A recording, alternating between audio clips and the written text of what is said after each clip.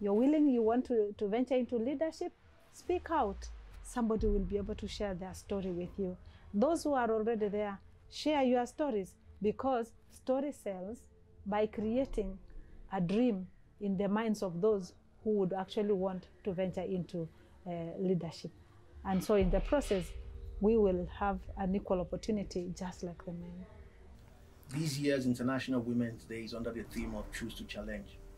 As a global community, as individuals, as families, as communities, as societies, we must choose to challenge all those norms that seek to perpetuate inequality. We must seek to challenge all those practices that violate the rights of women and girls. We must choose to challenge every single ingrained practice, culture, custom that robs society of the ultimate participation of women and girls. Particularly for young girls starting up their career and moving on in life, we must begin to challenge all those hindrances that are placed in front of us simply on account of gender. This year's International Women's Day causes us to remember that for each and every one of us, irrespective of gender, we must all contribute meaningfully to the development of society. When it comes to women leadership, there's a lot that is expected of a woman that sometimes is not expected of a man. And the only way you can actually measure up to those expectations as a woman is by sharpening your skills at that level, at leadership level, so that for any shortcomings that you may have as a woman, you are not judged on your gender, but the skills that you perfect, the competencies that you've worked on would actually demonstrate that you are a good leader. So for me, I will encourage women, do not take leadership for granted. My message to you is that this world, like I said, it's full of opportunities, but opportunities can only come to people who are prepared for it. Leadership doesn't come to you knocking. It's you to take it up. It's you to perfect it. It's you to demonstrate it. It's you to encourage others by actually demonstrating that leadership is not just for men, but it's for both men and women. Young ladies, it is not the end of the road. In fact, you have more reason now to work hard because you have somebody depending on you if you have a baby. And those who have undergone female genital mutilation, wake up, rise up, and move on. It is not the end.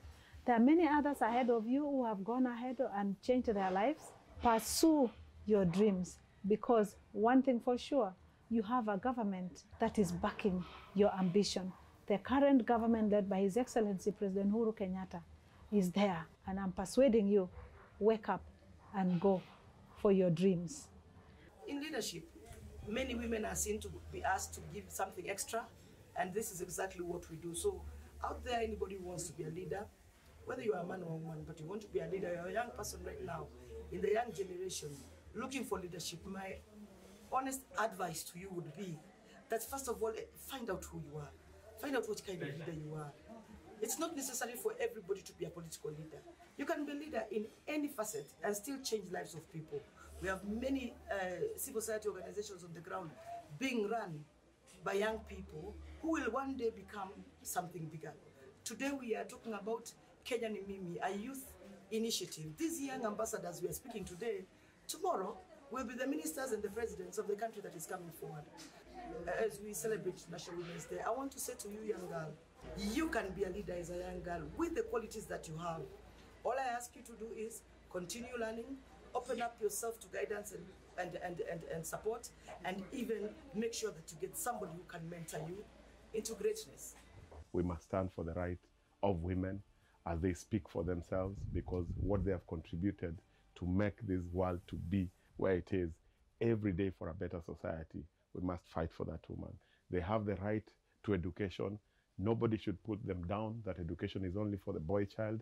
We must live in a world whereby a woman has to dream and the society has to give her the necessary support without any judgment, without any prejudice. I stand as a man and I choose to challenge all those negative beliefs and cultural practices.